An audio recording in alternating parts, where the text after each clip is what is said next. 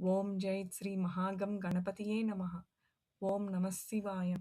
Today we will try to hear Lord Sri Shiva Sahasranama Purapitika slokas from 11 to 15 and learn them. The text of these slokas have been given in the description below. ఇవాళ మనము శ్రీ శివసహస్ర పారాయణంలోని పూర్వపీఠికలోని 11-15 శ్లోకముల వరకు విని నేర్చుకుందాము. వీటి యొక్క text డిస్క్రిప్షన్లో ఇవ్వబడినది.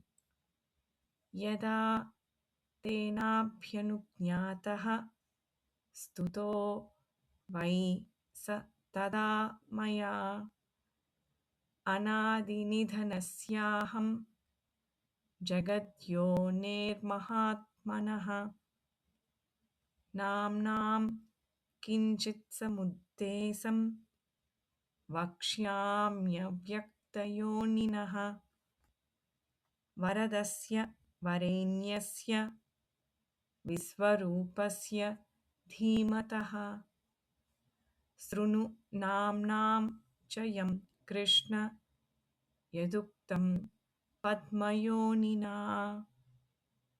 దశనామ సహస్రాణి యాన్యాః ప్రపితామహః తాని నిర్మధ్య మనసా దధ్నో ఘృతమివోద్ధృతం గిరేః సారం యథా హేమ పుష్పసారం యథా మధు ఘృతాత్సారం యథా మండస్తథైతత్సారం ఉద్ధృతం సర్వపాపాపహమిదం చతుర్వేద సమన్వితం.